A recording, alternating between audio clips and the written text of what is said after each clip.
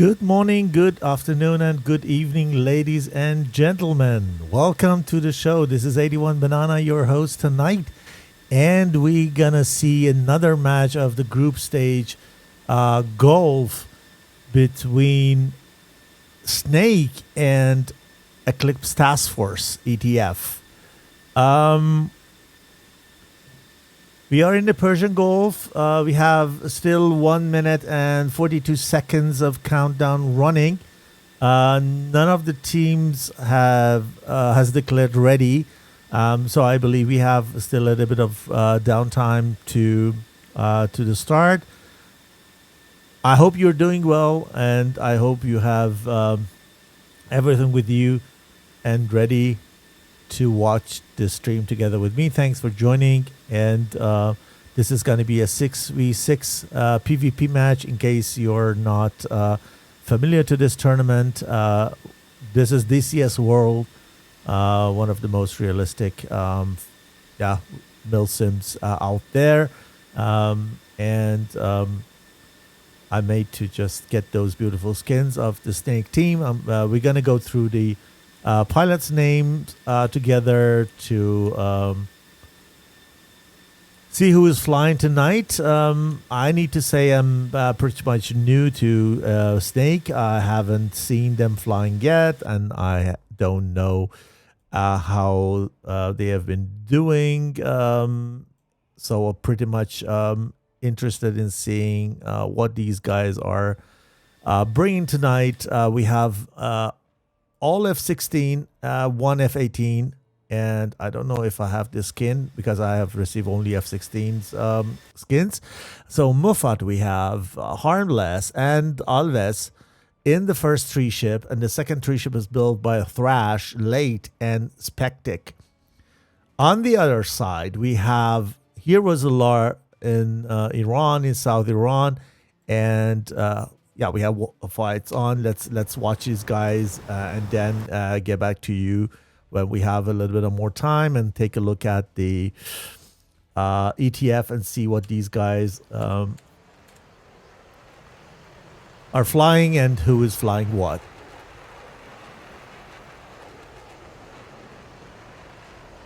So we have a 3-ship takeoff.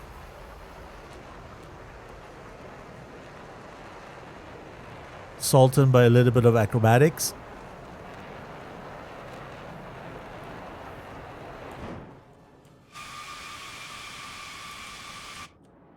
Okay, the other one is the other guys are waiting for a little bit of sequential. We're gonna watch the blue team every round they take off. If we have 3 rounds, we see 2 times blue teams taking off, and 1 red team. If it's only 2 rounds, then we're gonna have only 1 time each team. It's gonna be fair. This is the best of 3. It means that the team who has the highest score here is the win. I mean, the bigger number of the wins of the rounds, and we may also have let's say a draw when 1 round is a draw, and every single team makes to win 1 of the rounds. So we have also such results. So it's not only a win, it could be also sometimes a draw. So the second 2-ship or the second sequence has just started. I think the F-18 is gonna take. The F-18 is going to take off a little bit later. This is also one of the reasons why teams bring F-18, just because they want to make sure that they take advantage of the very performant radar of F-18. The thing is that F-18 can see further and can give F-16s quite better essay that they have. And this is why people tend to bring at least 1 F-18 for the better of situational awareness.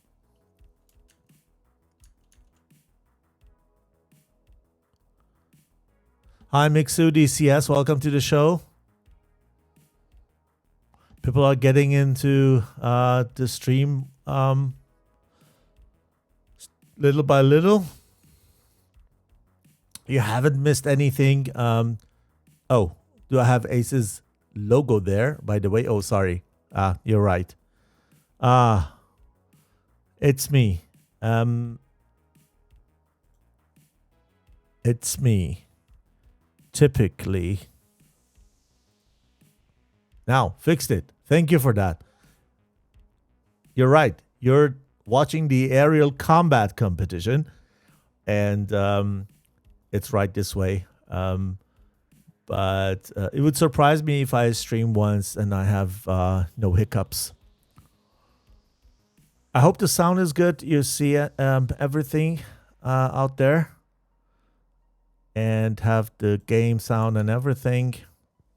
So let's take a look at the map and see who is flying on ATF side and what they are flying. So here we go. We have the pair of Letrobol, Dizzy, and Breeze and Riker are not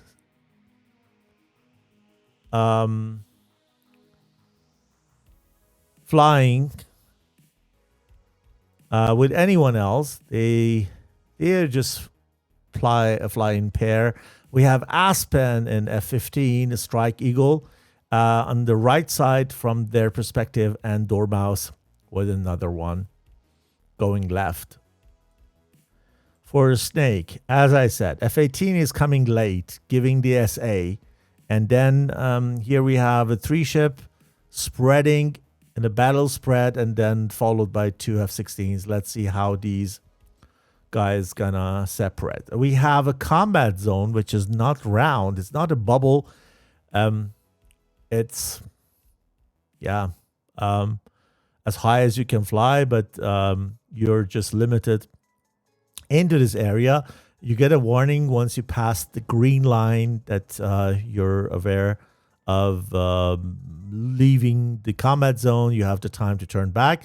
There is also one small bubble around each airbase, and if you have the feeling that you have the wrong loadout or anything there, you can land. You can just rearm the load and then take off again. You're not allowed to change the airframe, but you can land as long as you haven't left that bubble. Snake was quite fast. They got into the combat zone quite fast, and they're almost close to the center of the combat zone. Thanks, Rook, for confirming the sound is good. What would I do without you guys? I really appreciate it. So typically this is the F-15 or the F-15s that fire the first missile, just because they can fly very high. They can be very fast at high altitude, and the inertia that they have gives the missile the best push to fly long distance. And this way we usually see that, but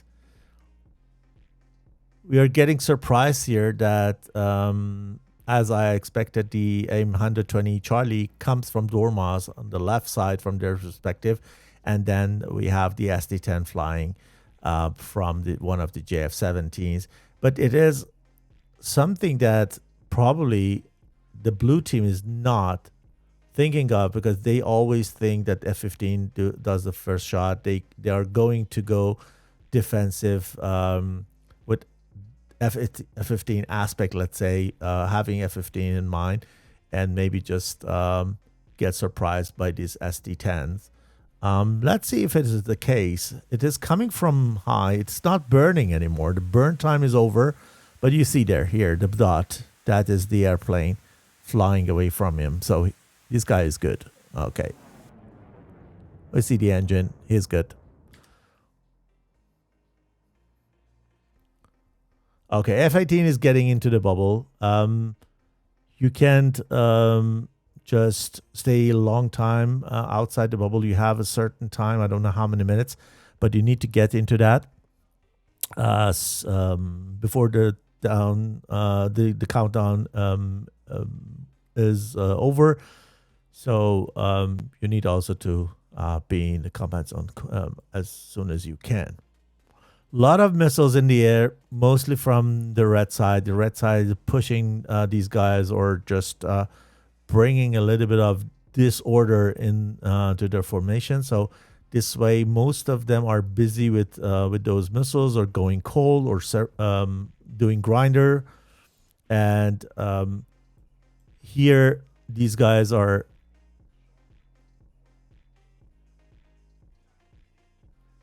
I think trying to find the right formation. And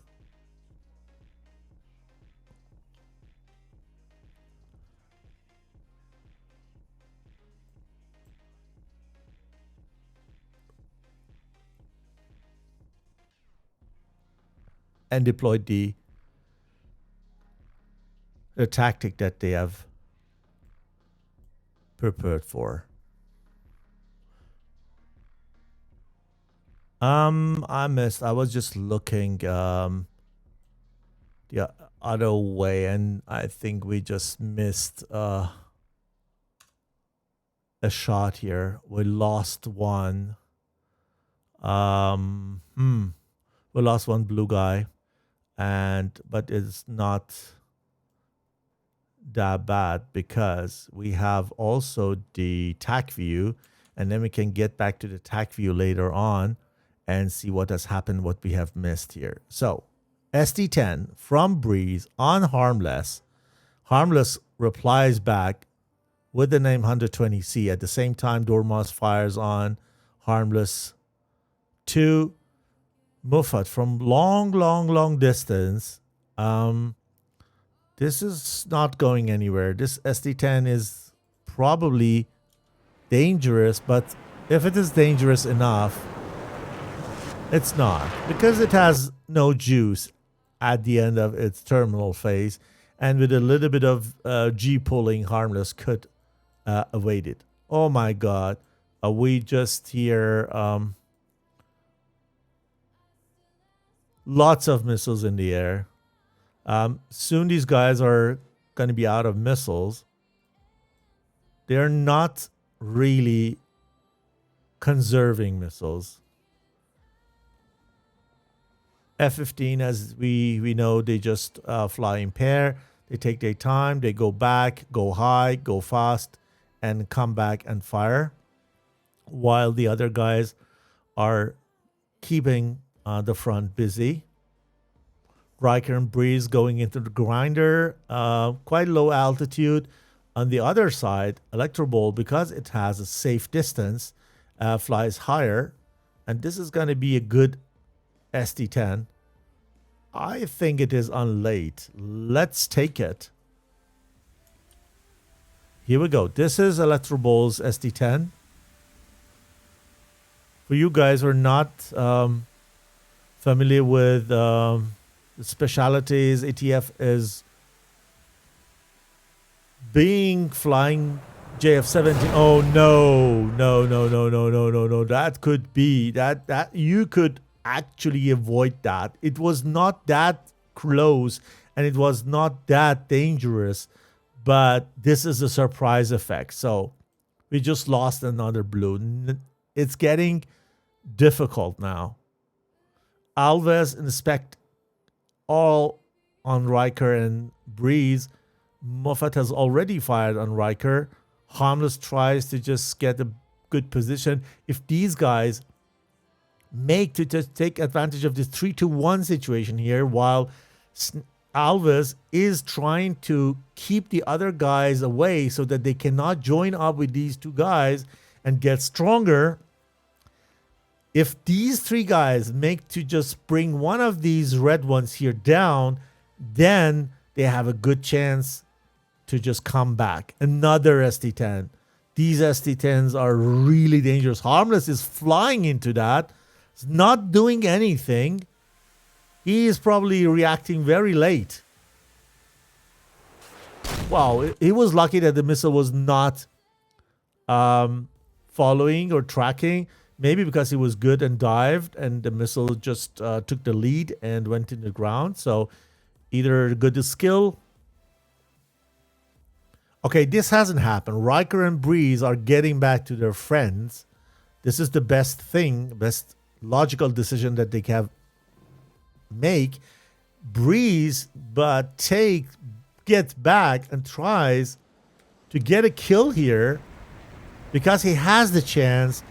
He was behind the mountains.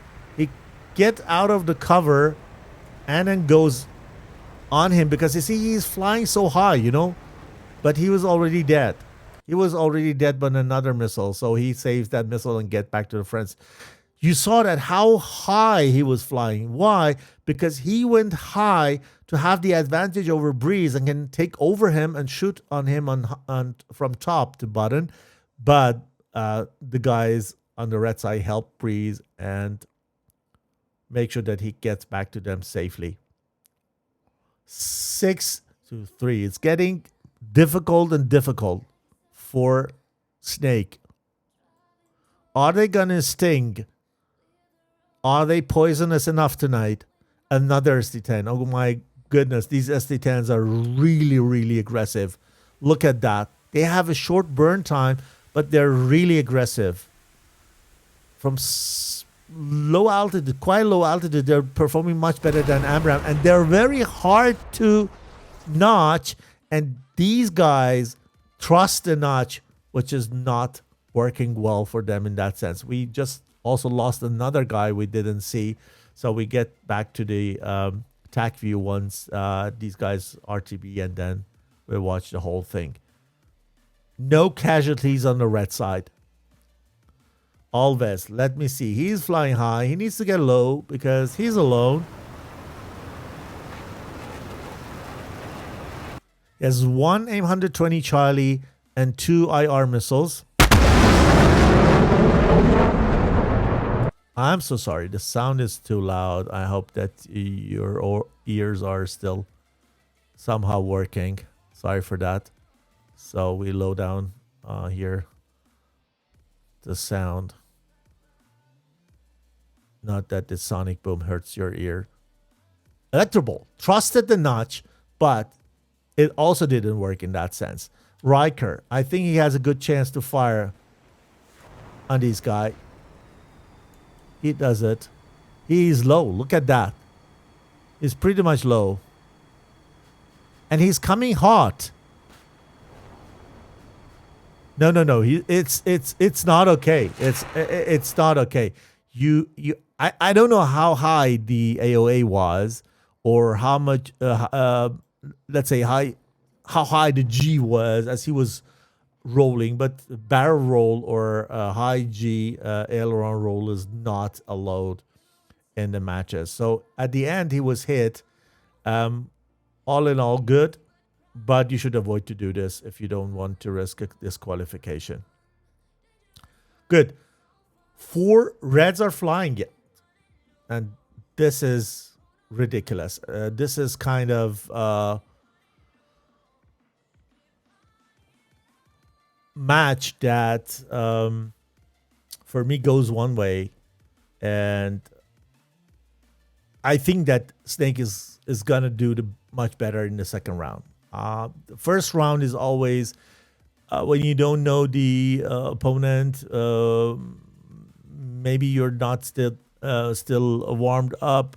Things can happen, so it doesn't mean that they cannot come back. But this is what happened here is was very clear that after the first or second casualty that we had on the blue side, I was pretty much confident that it's going to be very hard to come back. But there is a second round, there's a third round, and you can always come back.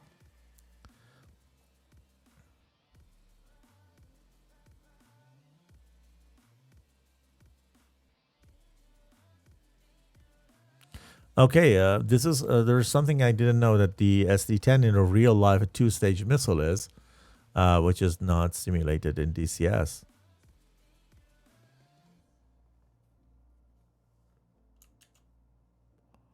Okay, let's go to TAC view now, and watch what's happened from the beginning.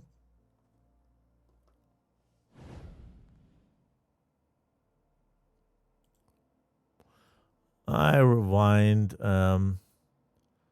and show you what happened from the beginning. The first 120 and the first SC10 went off rail at the same time, quite synchronized from Dormouse, and I think here it was, who was that? Hard to say. Let's go on them. It was Riker. Okay. Riker and Dormouse, first shots.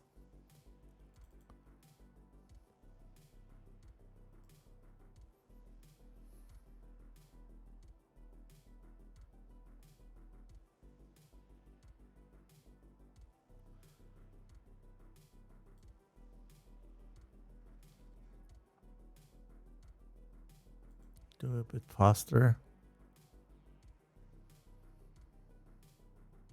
I think we've lost someone in the second round. A second pass, sorry. Or not. Here we go. It was trash. Thrash was trashed. Here. He was so focused on the center of the combat zone that he didn't count with Aspen shooting on him from that far distance. And then let's see what he did. No, he was going also for Aspen, some kind of, or for Dormouse. No, he was shooting at Dormouse at behind. And then look at that Amram. Look at this. This is Phoenix. This is not Amram. Look at that. 85,000, 83,000 something feet. Unbelievable. 4 Mach in that altitude, and then it's coming down. Burn time is over. This missile is cooking. Look at that. 3.2 Mach. And then you have no chance in that altitude. And it's 37,000. You're not that agile there. And you can really evade that missile. So this is the power of F-15 at the moment. Unbelievable. Because F-15 has no problem at all flying on burner all the time. It has enough fuel internally and externally, so it's always no issue.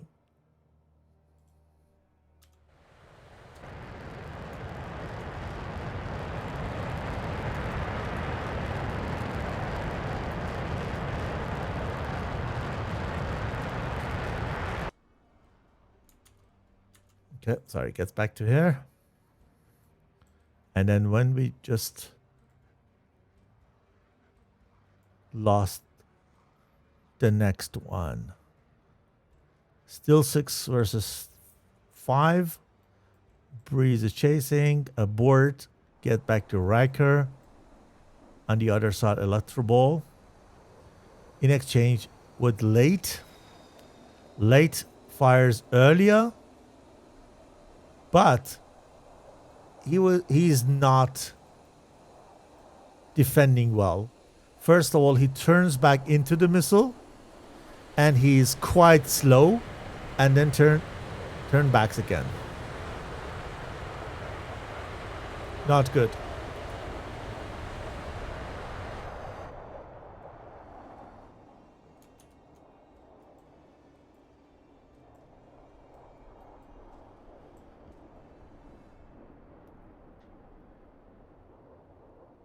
Here they have built left and right engagement area, kind of. Alves does the right thing and try to join up with the others because he just lost his wingman. It's not safe to stay there alone. that was the action. Breeze was trying to get back and fire on this high target.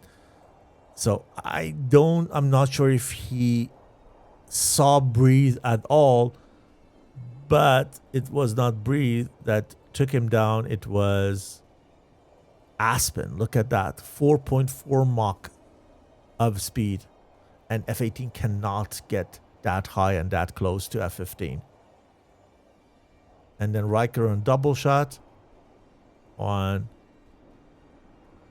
no one. Both of them didn't track. Lateral ball on Muffat. Also not a good defense from him.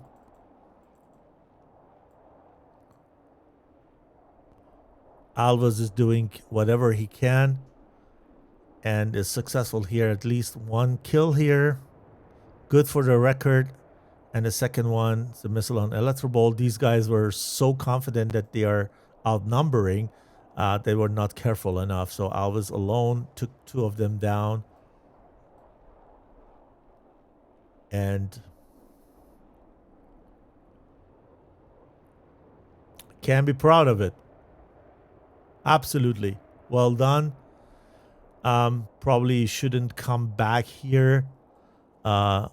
Over the top of the hill into the valley. Probably should exit here behind that and turn back here while use of his engine, just because it's faster than the JF-17.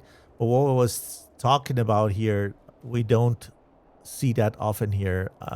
So it's at the limit of,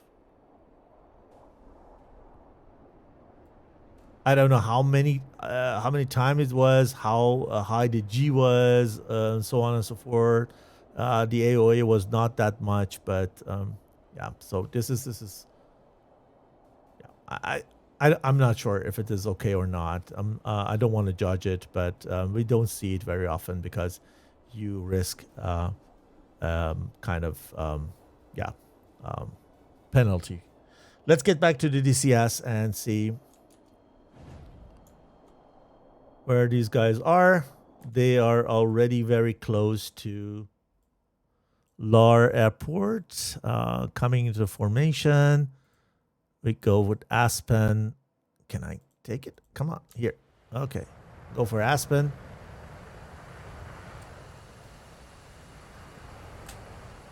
And watch them land. First, when they land successfully and they come to stand still, then it's going to be a valid round, a valid win of the round, and we can restart, or the script will restart the server.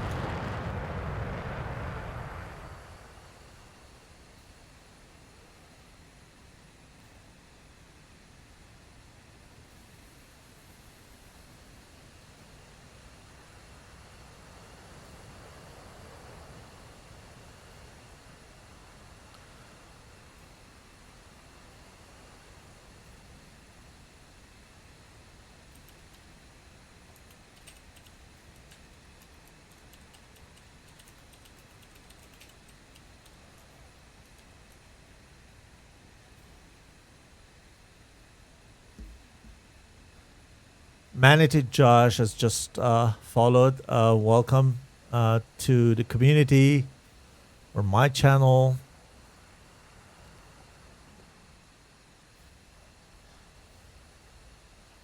We have a little bit of delay, couple of minutes, and this way probably you gonna see what I write before my sound reaches you.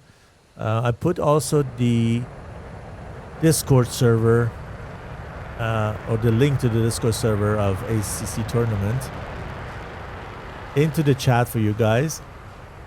So if you're interested to see or know how these teams are doing, the results and everything, you may go there and join the server. And even if you want to fly in these kind of tournaments, you can do that by going there and getting the information you need and apply for the next tournament next time. We just announce it and be a part of it.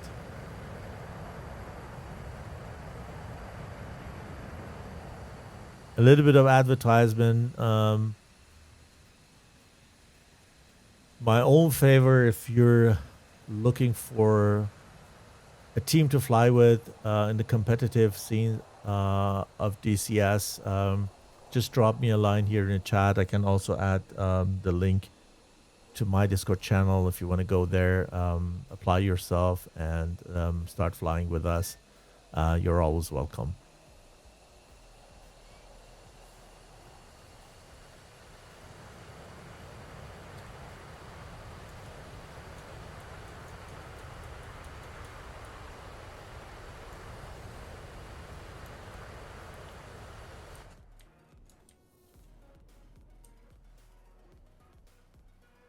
I think the F-17s are landing first and then followed by F-15s.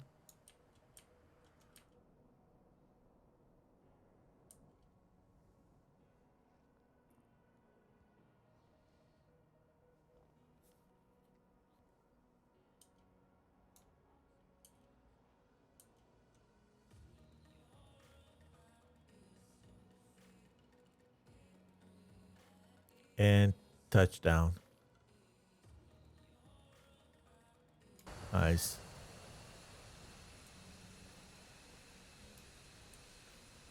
Here we go with Strike Eagles.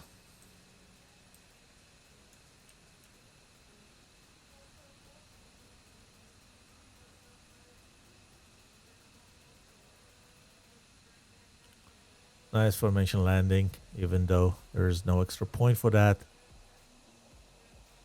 But it's always good to see something like this.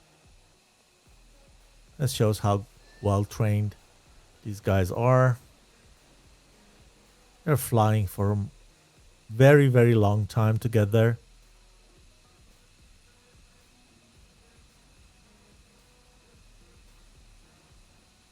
Something very good for team spirit. So, once the first airframe has landed successfully, a script will count down and then this server get restarted. So we are not showing you all these because DCS is gonna reload the mission and everything. I'm pretty much confident to change the score at this moment, and the red side leads 1-0, and I send you to a short intermission of 2-3 minutes, and then we're going to be back again with the second round of the match between Snake and ETF. And if you want to get anything to eat or drink, do that. Get back, don't go anywhere. I'm going to show you the second and maybe third round. Depends on the result of the second round, and we'll see how these teams will do in the next one. Okay.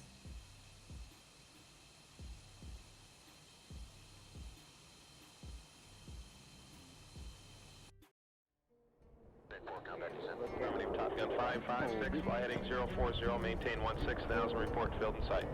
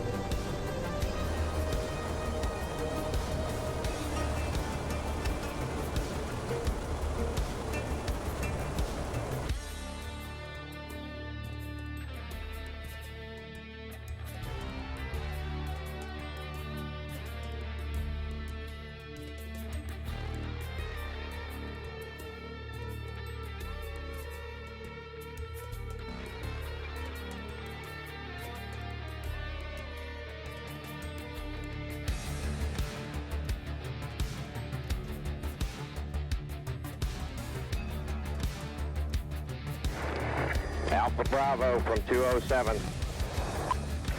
13 miles. Fox 1. Oh, Jesus.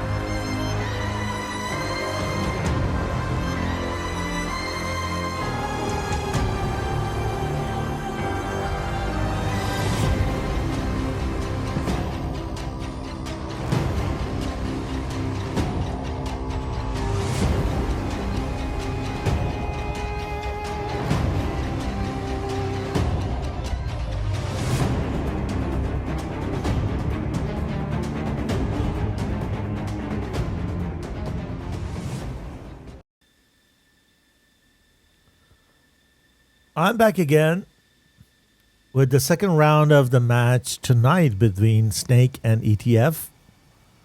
If you have just joined the show, you just missed the first round, and ETF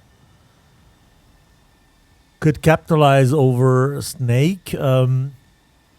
4 of 6 return home successfully and safely. We just saw a couple of scenes that was very obvious for me. I think I hope that we are seeing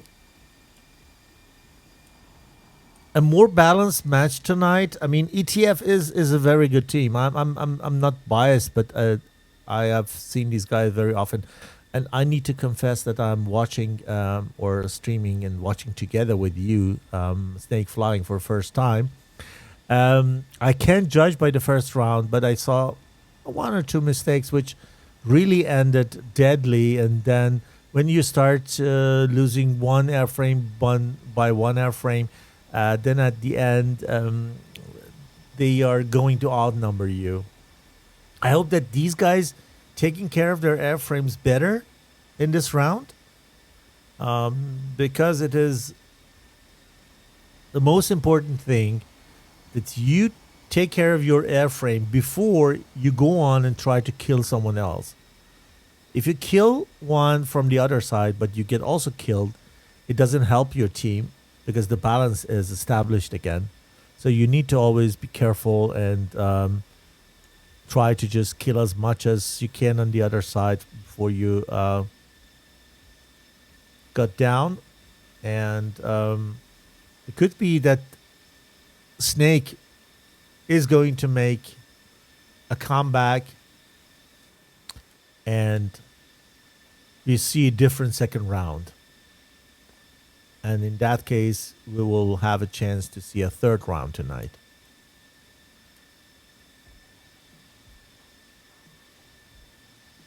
The script is counting down another 1 minute and 40 seconds.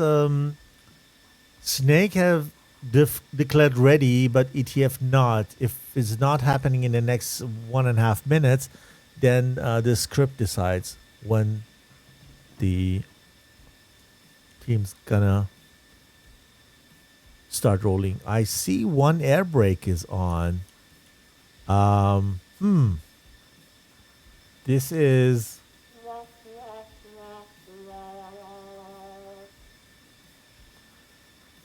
gonna be a problem.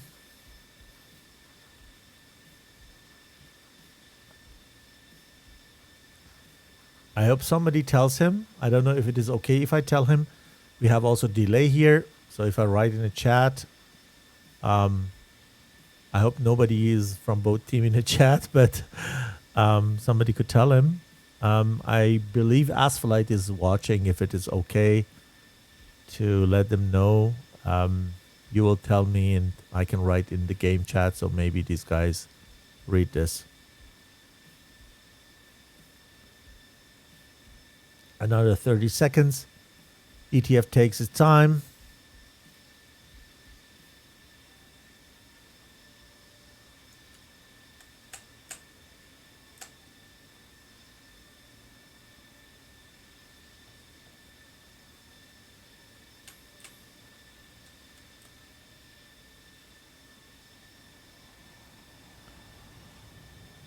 6 seconds to script.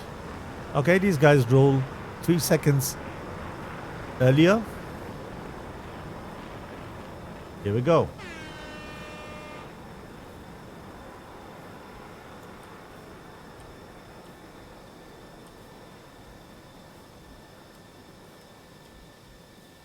Oh, wow. Look at that. What was that? What was that kind of takeoff? It went vertically on.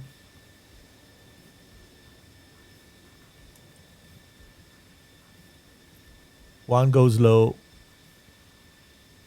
one goes moderate, and the other one goes up in the air.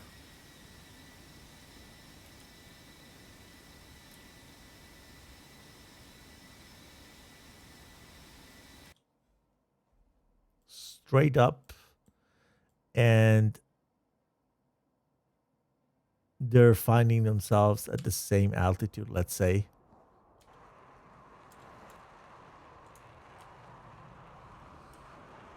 It's difficult when you fly high and then you have somebody under your knee. There's always a risk of collision. You need to have your wingmans in your sight. Okie doke.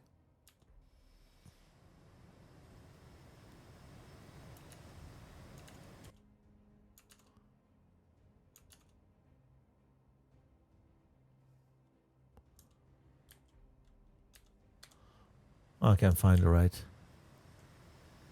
cam. So the second element has also taken off. And then it's gonna follow by Hornet. Last one taken off. Flying back. And try to play AVAX. For your information, there is no AVAX in this match or in this tournament. So this way, the SA plays a very, very important role. If you don't know where your opponent is, then you need to be very, very, very, let's say, nervous because you're going to get surprised badly. So having and keeping a good SA is very important. ETF has a little bit of difficulties because F-15s have no data link yet, and they cannot exchange any data between them and the other elements. This side, it looks much better. All NATO aircraft and all enabled or simulated DL or data link, and so they exchange information. And that way, here, Septic can play a big role helping the team. So it's not that he's flying back, he's safe. He is also in his own troubles, but he's doing a very, very important role, or playing a very important role by giving these guys a good situational awareness.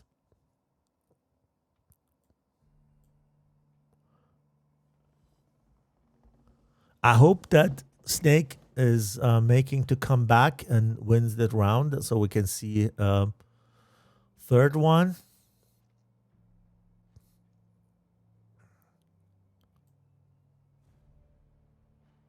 Same formation both sides. Well, for ETF, more or less, don't change a working machine. But they come only with 4. What? They're flying only 4 guys. Can be. Okay. Why? Problems they needed to go? Very strange. Okay, so we have only 2 JF-17 each element, right and left. They're flying very high. and we have 6 on the other side. So this is going to be very interesting. The chance for Snake to capitalize over ETF in this round is quite high. If they save their airframes, then they have a good chance to win this round.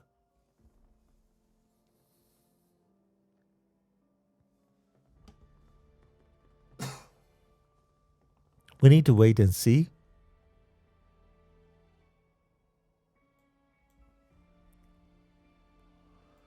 Let's get harmless, see how harmful it can be.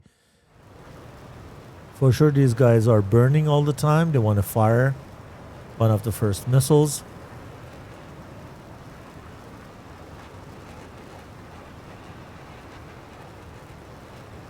Oh, F-15s got kicked by the script. Interesting.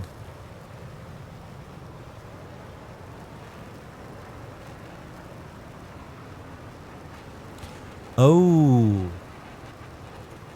So, when you leave the home base, let's say here, when you take off here and go out of the home base, let's say you take off like this, you go this way and go out of the home base, and then you enter the home base again and through the home base, and then again out of it, you get kicked from the server because it's 2 times returning home. So they got kicked. So ETF should go 4 versus 6 this time.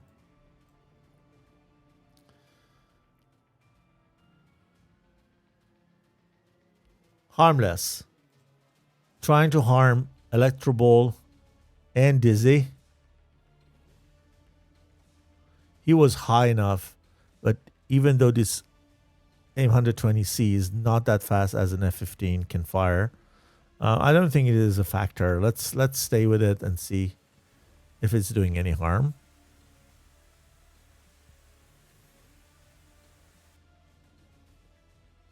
I think they're good.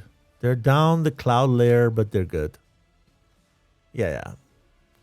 This ST-10 is more trouble or harm than this AIM-120C, but he's also good. Harmless, recognize that, turns back and go away. Perfect. 2, 4, 5, 6 versus 4. We haven't missed anything. 2 ST-10 alphas in the air. One going direction, Buffett and Thrash, and the other one goes for late, I believe, but is not tracking anymore. I'm afraid. Okay, let's take this one. Come on. You guys need to do something. If this is tracking, it's going to be a problem. Is it tracking? Is it tracking? It's not. It's not. Okay. Wow. Tracking issues, SC10. New to me. I used to see that with AMRAAM, but not with ST10. It was more reliable. ST10 is turning back, doing a U-turn. Doesn't want to leave Harmless alone. He's probably getting the RWR from that all the time, and it's confused where it is coming from. These guys are more aggressive and firing one by one on these guys on the red side and try to just keep them busy and get closer to them. It is working so far. For me, Alvis and Late are very passive. You know what? They don't know. They probably don't know that the F-15s are not flying. They're looking for the F-15s. As I said, when you don't see your opponent, you need to get nervous. And these guys get nervous because they don't see any F-15 nails and they don't see the F-15 also on their radars. So they're asking themselves, where are the Strike Eagles? And this way, they're not engaging. Harmless is alone here. Shouldn't be. Actually, Late should help him. And Alvis can then search for F-15 or leave that to a Septic to do the job. They need to just take advantage of their numbers here and take one another red side down. Alvis, 120C, 27,000 feet on Dizzy. Dizzy is quite low. This Amram is going to be tired very soon. Moffat, I hope Moffat is not separating himself as Harmless is doing at the moment. Late should come in and make sure that Dizzy and Electro Ball are not turning back to Harmless.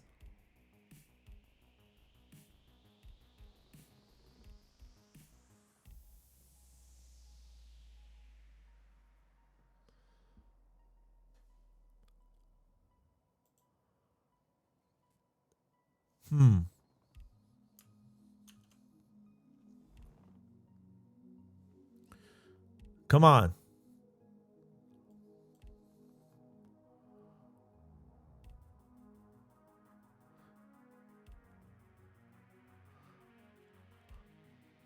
Why Thrash is turning back and not firing on Riker? That high altitude. He could fire from bottom to top. Instead of that, he dives, just loses energy, and goes back without a reason. Septic takes the role and does a double tap. One probably on Riker, another one on Breeze. At the same time, Alves on Breeze. ST10 from Riker on Alves. And quickly turning back.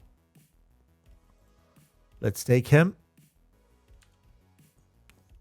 This is Riker.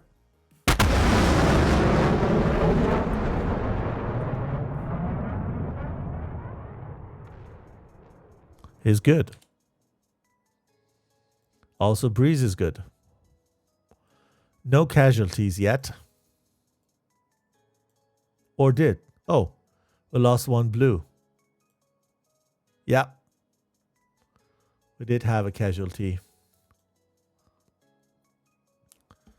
Septic has a very good chance to fire on Breeze and take him down. But he's not doing this. Breeze is there under the cloud layer. He turns back. Okay, he just decided to just fire on Riker. Even though Breeze were a better target because he was flying head on and Riker is flying away. Let's see if this has enough juice to get him. Riker goes for a notch or dodge. Dodge and notch. Dodge. Notch. None of them. Down. It was not even the notch, so Riker exchanging late. Riker down. Late is probably also down. Okay, here we go. Uh-oh. Breeze alone versus 3. This is Breeze. Taken down.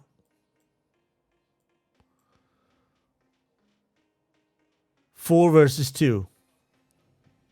Harmless has 2 actives, 1 IR. Let me give you a little bit of more gamma.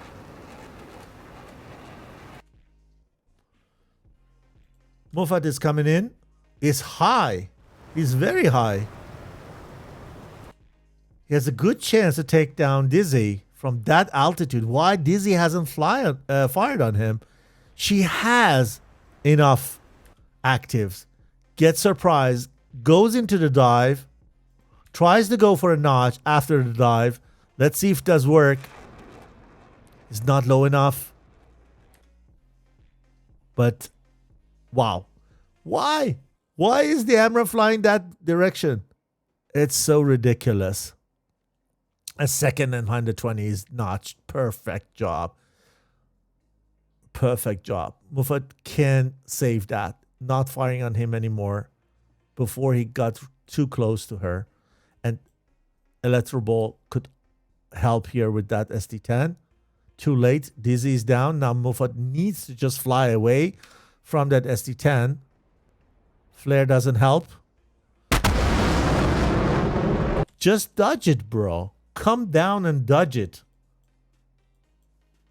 Harmless. On the last ETF standing. And it's over. Unfortunate. because of that script stuff. But when we say in the rules that you're allowed to get into your airbase zone and rearm refuel one time, it means that the second time when you come in, you're gonna die. So you need to make sure when you get out of it, don't fly through that again. It is logical, but you don't think of it, and then you go through the same bubble here a second time, and you get kicked by the script. Probably they wanted to just fly the way high and come back high, so just they get altitude in the turn, and that had happened.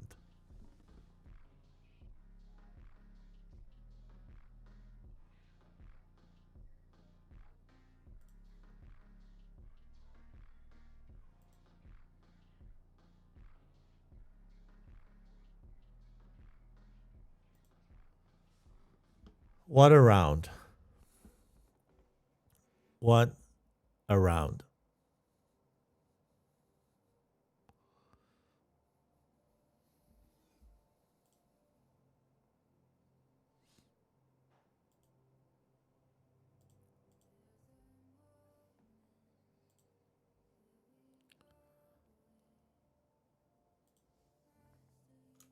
Let's get to the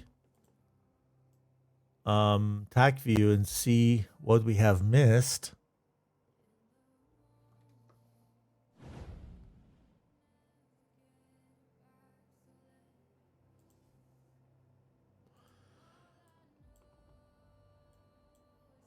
This is exactly what happened to the F-15s. Look at that.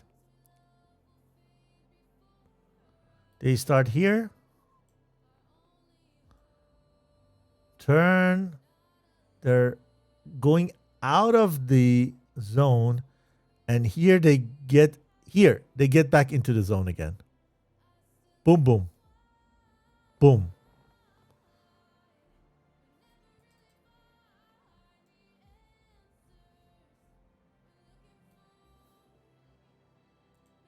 And then you can see the rest. Riker and Breeze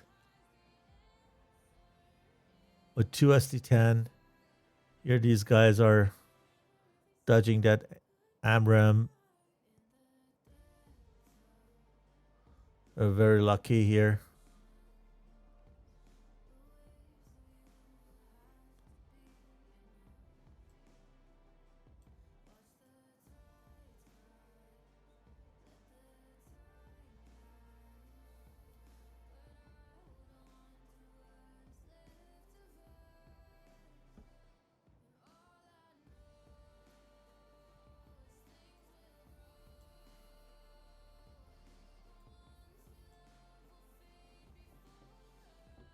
Happens not much.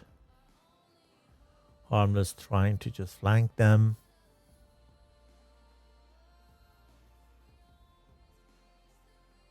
Double tap from Septic. He did a good job.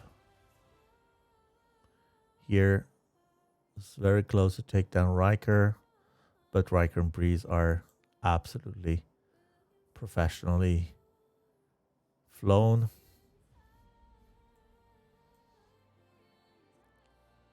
The second shot of Septic, I think, took down Riker. If not, no, not. Wow. And then Riker is getting taken down by late, and then also late by Riker at that. So we lost 3 here. Riker, late, and I think Breeze we also lost here.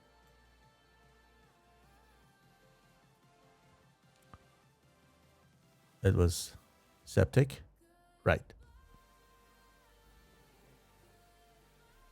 And then we saw the rest, actually.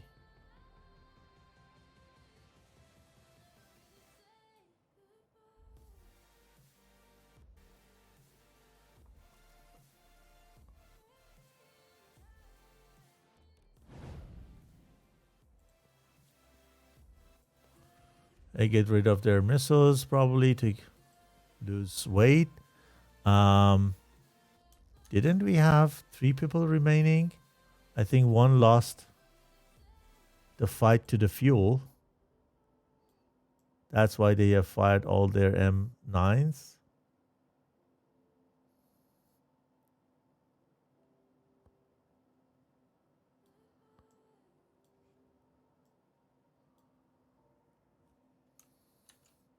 Or they're flying close formation, maybe. Oh, yeah. They're flying very close, so we didn't really lose anyone. Close formation. Here we go.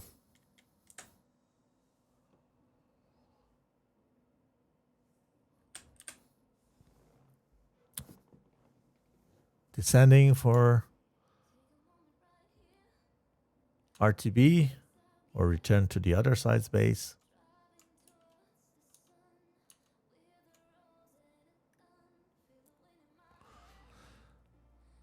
Yeah, that unfortunate happening balanced the match tonight, and probably Snake is gonna make the land. I don't think that it's not possible with 3 people to have one valid landing, so we're gonna see a third round.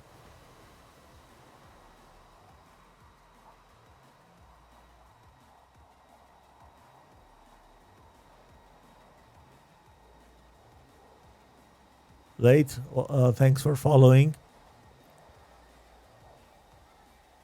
Is this the late who was flying? Oh yeah, you're writing. He says, sorry about the error roll from before. New player didn't know better. Yeah, happens.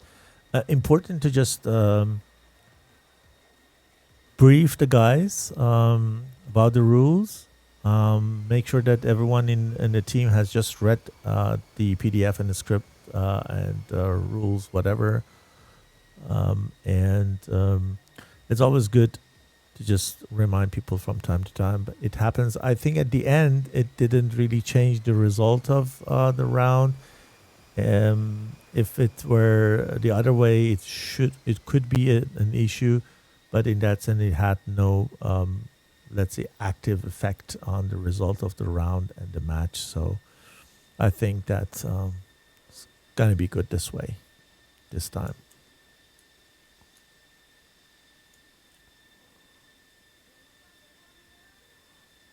And second landing.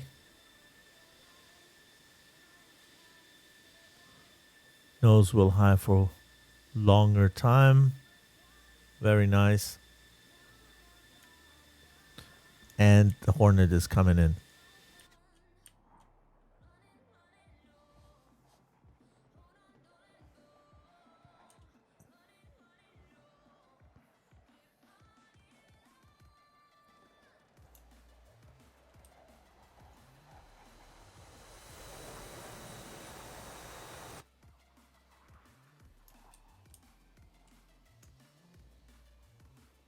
I'm awful with the camera view.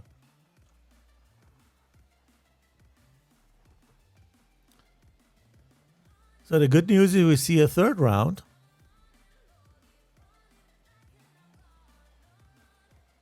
The bad news is I need to send you to another break. Why is camera doing this to me tonight? Okay.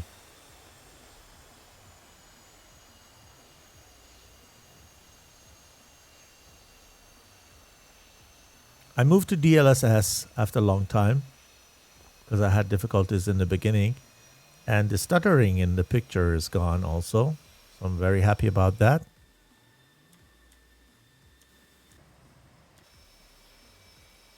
Good. So I'm going to prepare the third round. Don't go anywhere.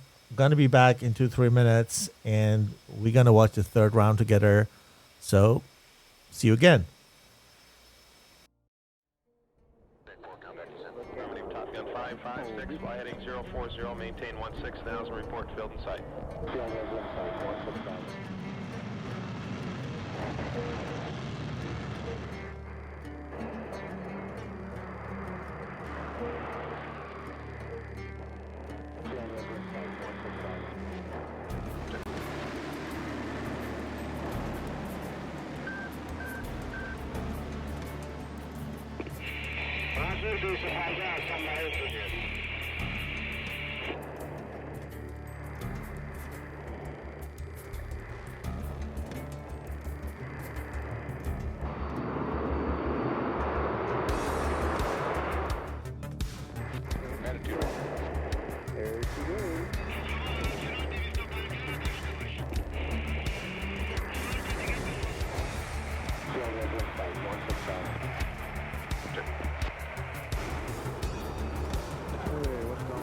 And at 02, follow the 14, cleared for visual overhead approach, runway 24, contact the tower at 6 DME at 3000.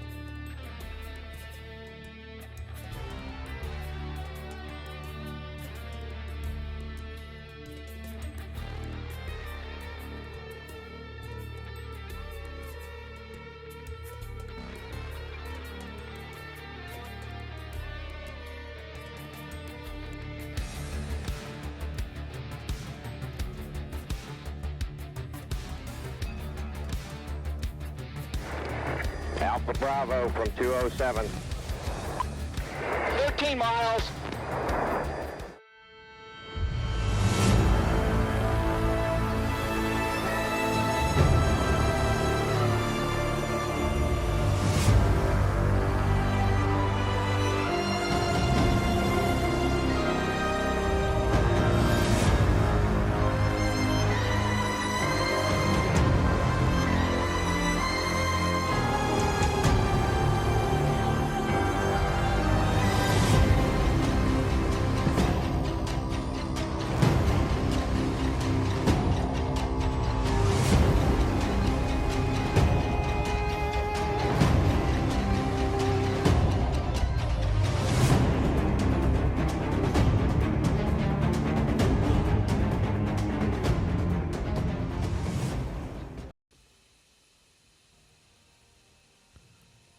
Back again.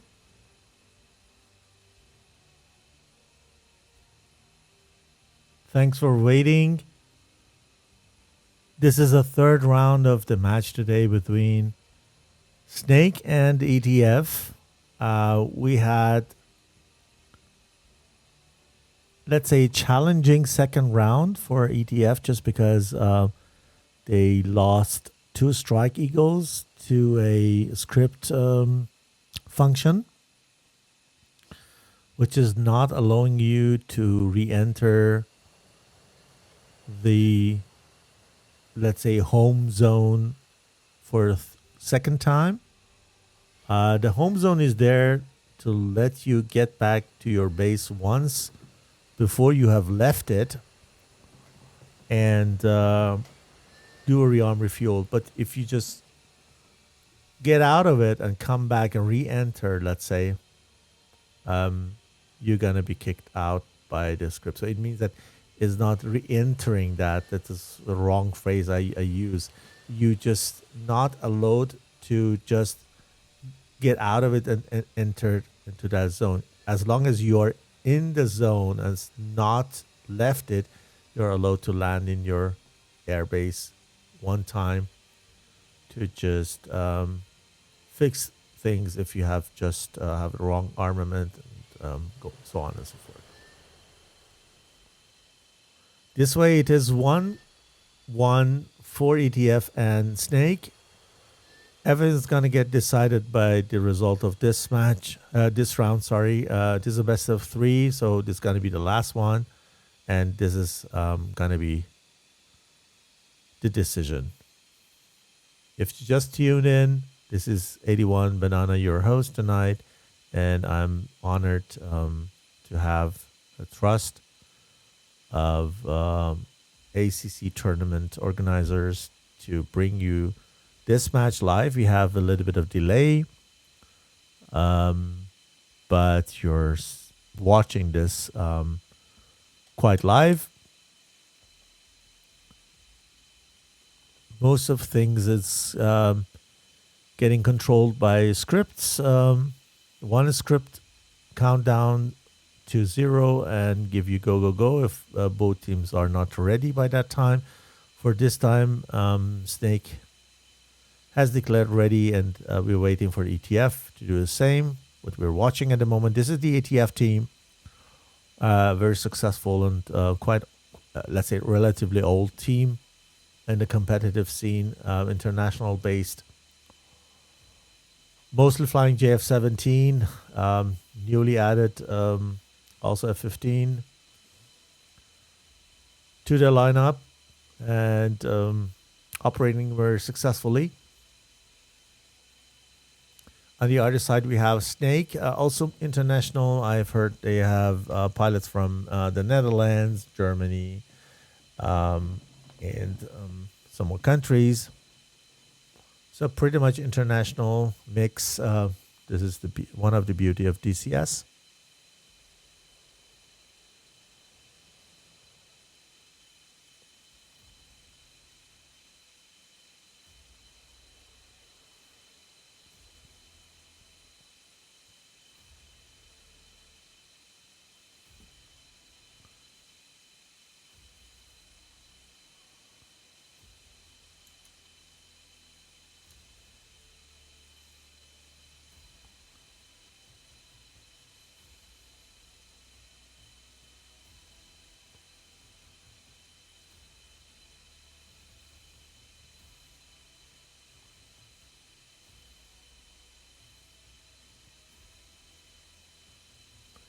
One ask I have, if there is anyone from both teams flying at the same time and is in the stream, just leave it as soon as the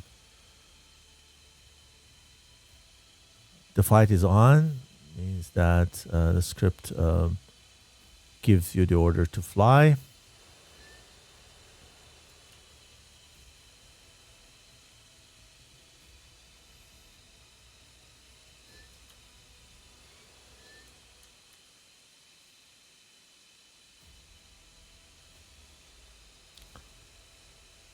"29 seconds of script countdown time. ETF seems to be ready now, as the second F-15 has just joined the lineup in Shiraz International, in Iran, and Persian Gulf map.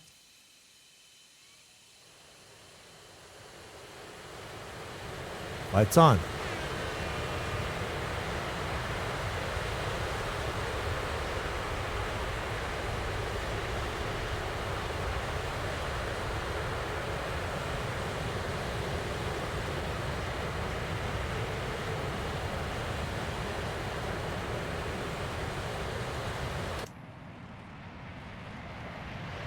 Here we go.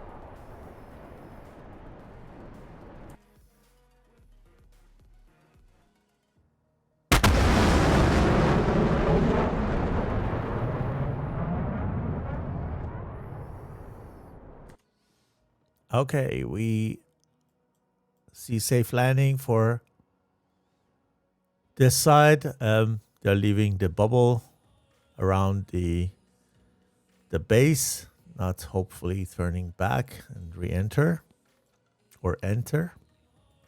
I keep saying re-enter for what reason I don't know. And seems that it's all the same thing that the teams are doing it again and again. It is really difficult. I don't know if it is good if you just change your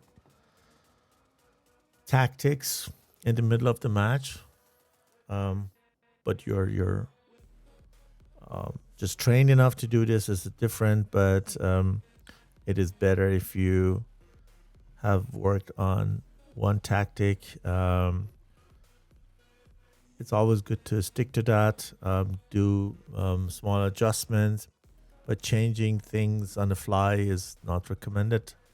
But you've in case you have just trained it and you have different things you can switch between very quickly, and you have the pilots that they can do that. But we see that they are doing same stuff for ETF. I don't see any reason they need to change things because it was working. Last round was a little bit unfortunate because of the loss of two F-15s to the that action. And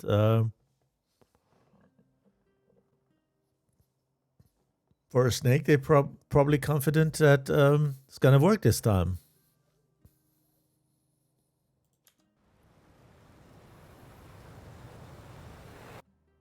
Let's take a look at the skin. So here we go. They have pilots from Turkey, Finland, Germany, Portugal, United Kingdom, and United States of America. 6 nations sharing the skin.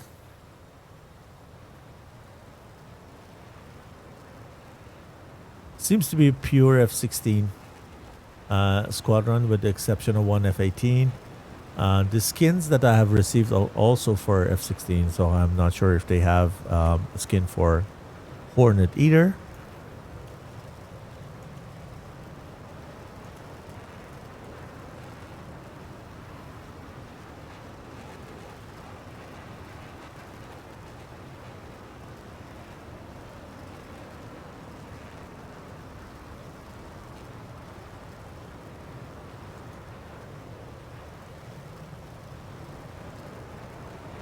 They have also skin in another color. I don't know the difference. It's probably something internal. The loadout is the same. The number of the active missiles is limited to 4. So these guys are forced to take 2 IRs with them. For the F-18, it can carry more missiles. So you have the 4 actives, and then you have 2 IRs. You can take more IRs with you, or a Sparrow. You see here, they have 2 Sparrow here also under the belly. But they have also 3 TALs, or was it 4, and he has fired 1. Why 3 TALs and not 4? Okay, let's see if TALs play a role. I'm not sure if you have TALs in the first 2 rounds. I didn't see any. Did you recognize any TALs AGM 114 at all?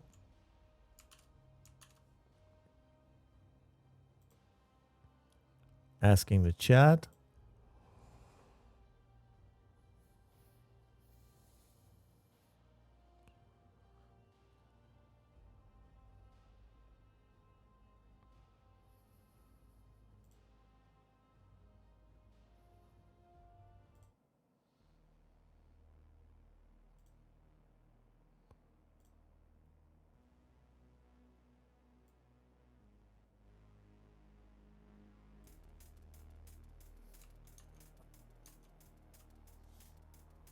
Snake, again faster in the combat zone. And Aspen spent 2 AIM 120 Charlies. Breeze and Riker each spend 1 SD10 on the left side from blue side's perspective. The left side of ETF is a little bit more stingy, or stingy at all. Dormouse firing 1 AIM 120C on Harmless. Let's see how much harm it can make. It is still cooking. 1,500 knots, 32,000. Let's take it. This can be really a harm.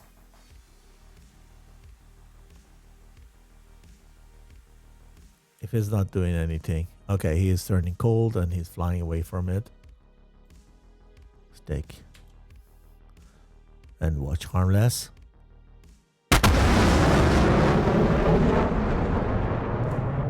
The thing is still too loud. This sonic boom is still too loud.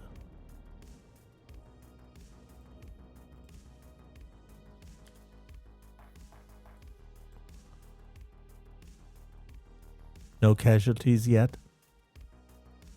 We see ETF is disciplinary flying in 2-3 ship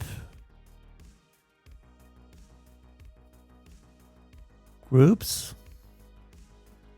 Harmless alone again. He's always on the right flank, trying to just flank ETF from the right side of them. Right side of the blue. And blue side here down the map can be a little bit more aggressive. At some point of time, you need to make to understand that this SD10 is only following you and not a harm to you. Even though your RWR is crying, you need to turn back and get hot and help your friends. Harmless on Dizzy with M120 Charlie. He was low. Even though he was fast, he was low. You see, this is the velocity vector. It is quite big, but the altitude is too low. That way, this missile has no energy. Dizzy is doing a better job, 16,000-ish, coming down before he fired the SD-10 on late. Okay, these guys are gathering themselves and getting hot again. Should be closer distances, just like the ETF does. For the grinder I'm in. Harmless is fearless. He is the tip of the spear. He does close turns, stays there. Is not afraid of Aspen, which he should do. And he is getting altitude. And this is very dangerous here. 40,000 from Aspen. And he's probably firing on him very soon. The noses is still up. Look at that. Oh, here we go. Look at that. Because he's high, he couldn't see the targets which are really low. That's why he didn't see probably Harmless, because he was close and low. And instead of firing on him, he fires on late. He had a much better chance to take down Harmless here. But as I said, when you're so high in relation to your opponent and so close, your radar can't see him. And we don't have AVAX. This 120 smoking.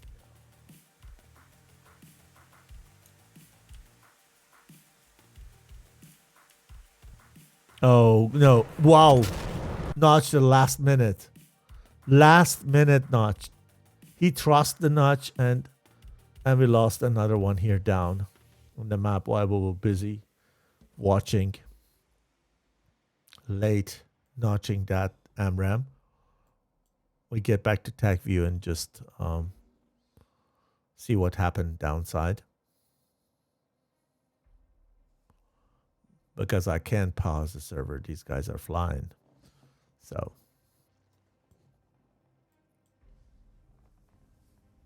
late gives a shot on whom I assume Electro Ball. It's okay. The shot is okay. But because the altitude is too low, it's not going to reach out and touch him. This is more aggressive on Thrash. Look how close it is. Flying kind of formation, but it's not tracking because Thrash is out of the radar scope of the missile. Also, when the missile is very long time in the air, it has no battery time and stops tracking.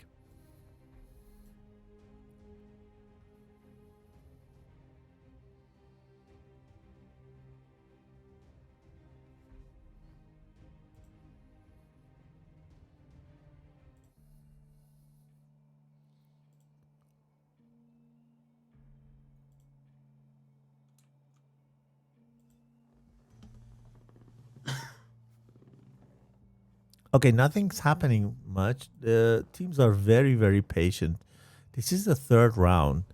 The winner of this round takes it all. That's why they're flying so carefully. What I don't like is that these guys are so separated. The red has a better chance here. Just fire on both sides, back and forth. And can just save more fuel. Riker on late. This is a good shot. Let's take it. But it's going to the ground because late is nose down. Okay, Aspen just recognized the potential here. Dormos is also there, so they are very, very dangerous here for Muffat. Muffat is a real danger, I think. Thrash up there. Oh, get down by Breeze. Breeze took Thrash down in an exchange. All coming on Muffat. Muffat is in big trouble. He is fast, but he's low. Let's see how he's dealing with it. He's not going high. Don't go high.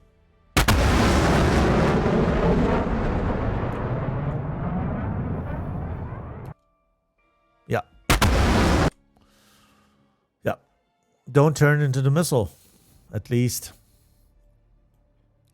6 versus 3. Lots of missiles on Riker. Riker on late. Late defends very well by going down and pulling the missile into the ground. Breeze has a good chance to fire. What he did, going down just in case. Missile is active already because the distance is close. And this missile is, yeah. Well done. Well done. Harmless on Breeze. Let's say how he is doing it. If he can take revenge on Breeze for his teammates' kill or not. He's on Breeze. You can see that. Breeze is there. Very low. Prepares for a notch. Missile is there. Missile is going into the ground. Maybe he's shooting next one. Oh, no. Missile didn't go into the ground. The burn time was over, and I thought the missile went to the ground. So well done. Harmless. Not that harmless at all. We just missed also the other scenes at the bottom of the combat zone. We're going to get back to that.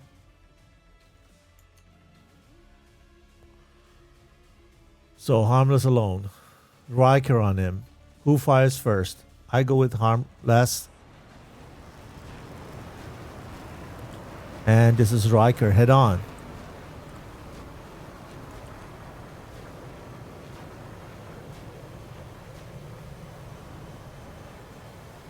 Wow.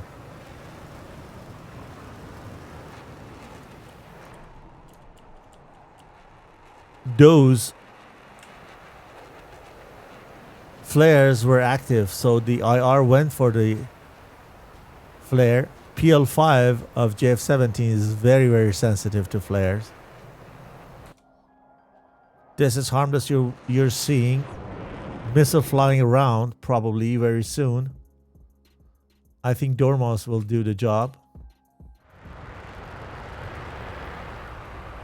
This is Dormouse. He fires into the furball. He's high diving down. Harmless is diving and get killed in the dive. And this is over. I'm very confident to say that ETF has just succeeded over Snake.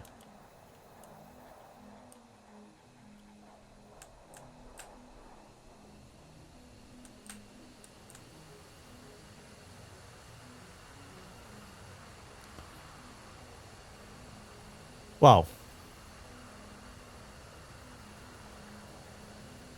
Good show of both teams.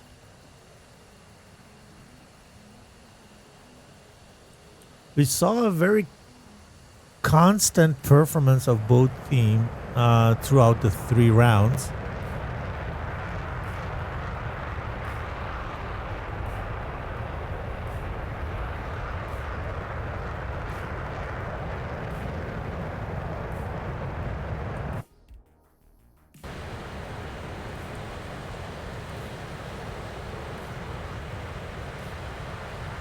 Let's get to the attack view and see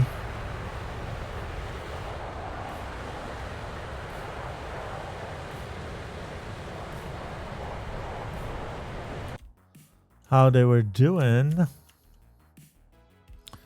I just rewind and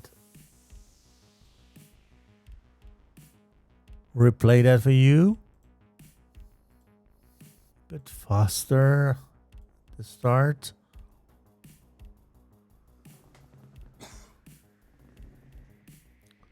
And okay, here one TALD was fired, and that's why. Okay, the TALD was fired probably from out of the combat zone. It's not a load. That's why the TALD exploded, and we didn't see the TALD in the air, and we were missing one TALD under the wing of Septic.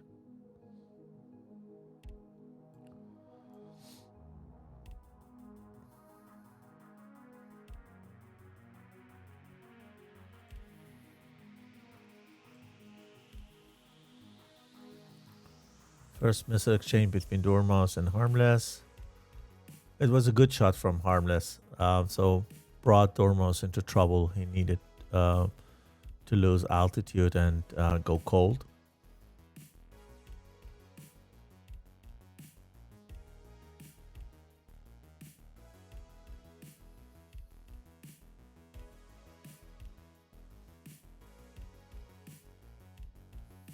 At this moment, Septic should go high and drop those TALDs. What is he dropping here? Containers, okay. Why did that form? It's a little bit ridiculous. Okay. It is too low and too slow for TALDs, but maybe it was a good time to drop one of them and then go cold. He just waited too long and got surprised. Yeah, F-18. You can't get that too close to F-15 or JF-17, which is flying higher or faster and has SD-10. So you need to take that into consideration, what kind of weapon your opponent has and how those weapons and those airframes work to decide how close, at what altitude and speed you can get to these guys in what aspect.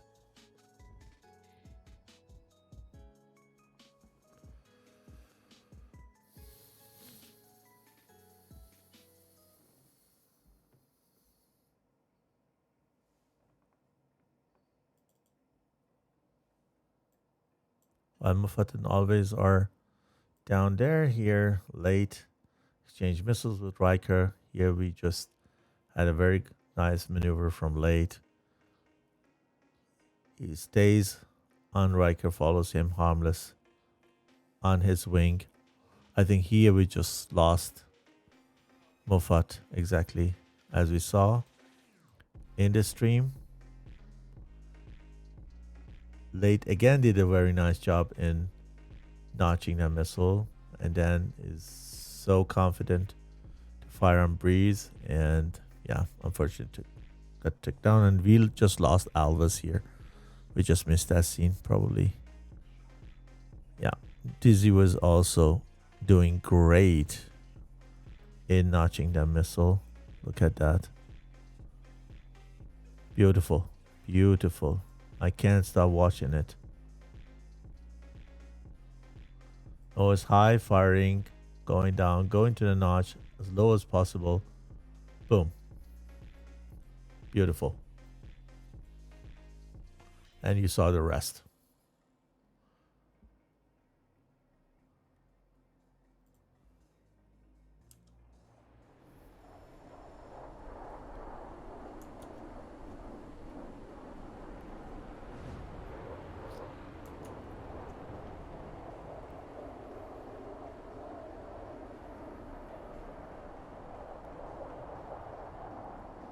Look how many missiles still Electroball has.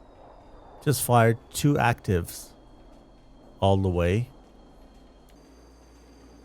And Dizzy has also still 2. It's kind of ridiculous that sometimes JF-17 fires the missile so asymmetrically.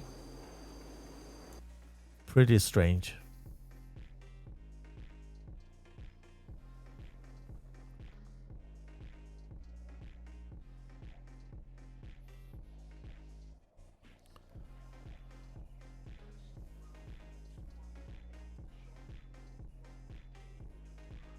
ETF did a good job. It was a bit difficult in the second round, but only 4 airframes versus 6.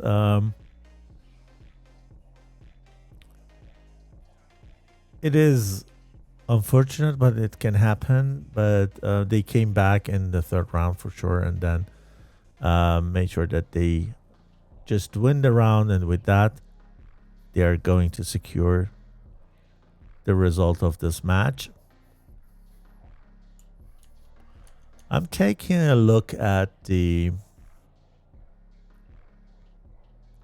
Yeah, sure.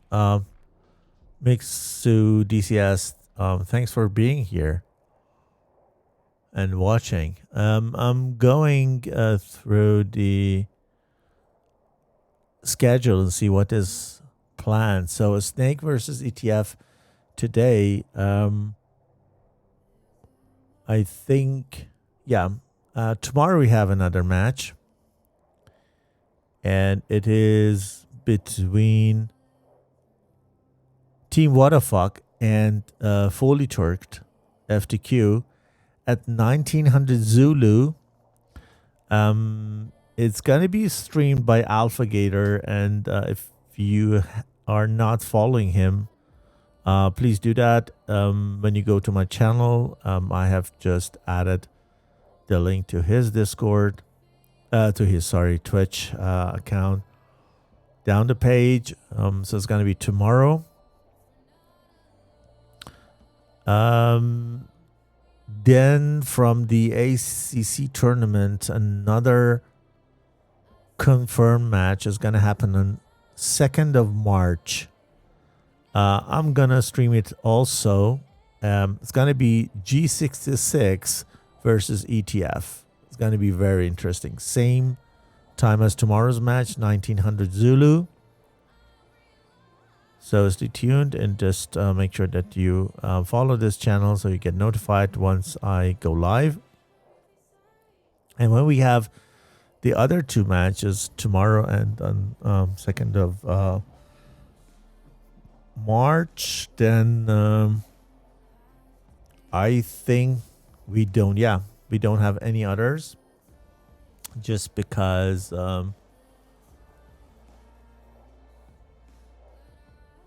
two teams in different groups just drop off the tournament, and then this way a couple of matches are not happening.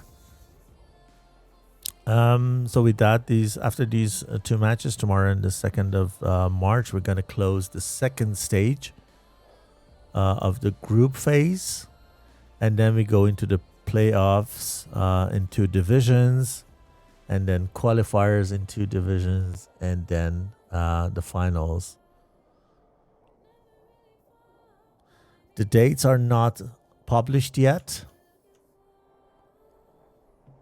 so we need to wait and see when and who is flying versus whom.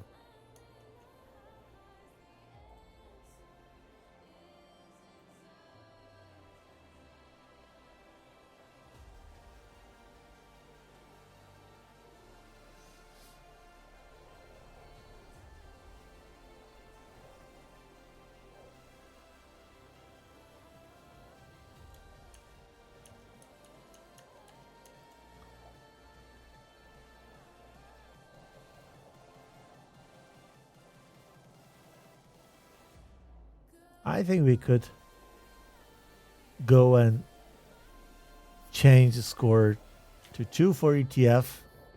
I'm pretty much sure that these guys are going to land safely.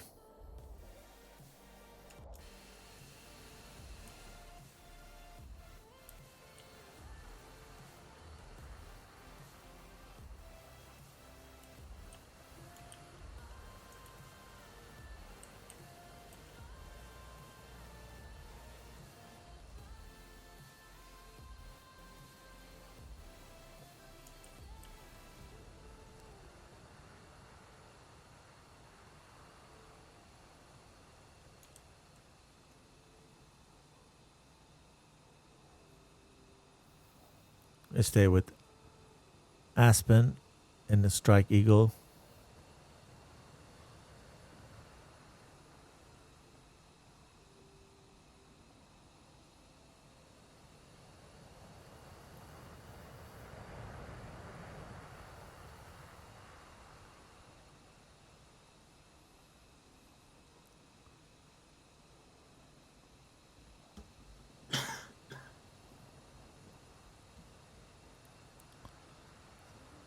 Somebody's going down very fast and try to land.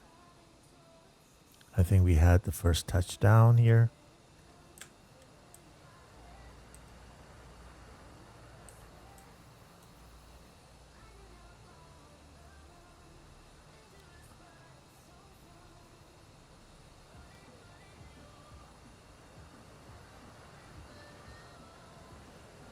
Good match tonight. I'm happy we had the chance to stream it and watch together with you guys.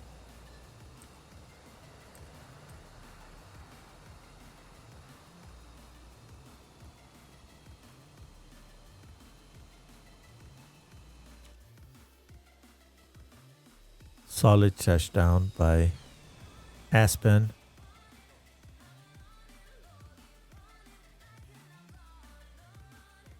Nice formation landing. 5 people get back home, which is speaking for itself. Lovely.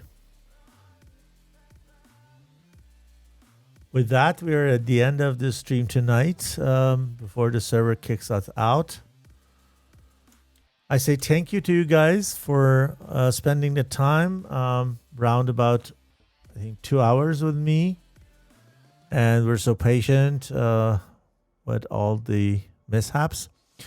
I'm awful in camera views, and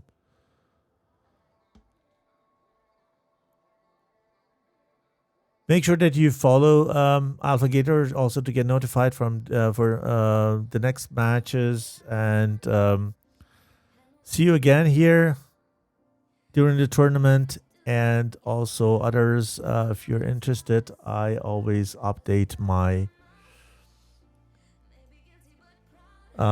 calendar here on Twitch. You can always know when I am streaming what, and I hope that you enjoy it. Thanks for tuning in. Stay safe and see you soon, guys. Top Gun 556, fly heading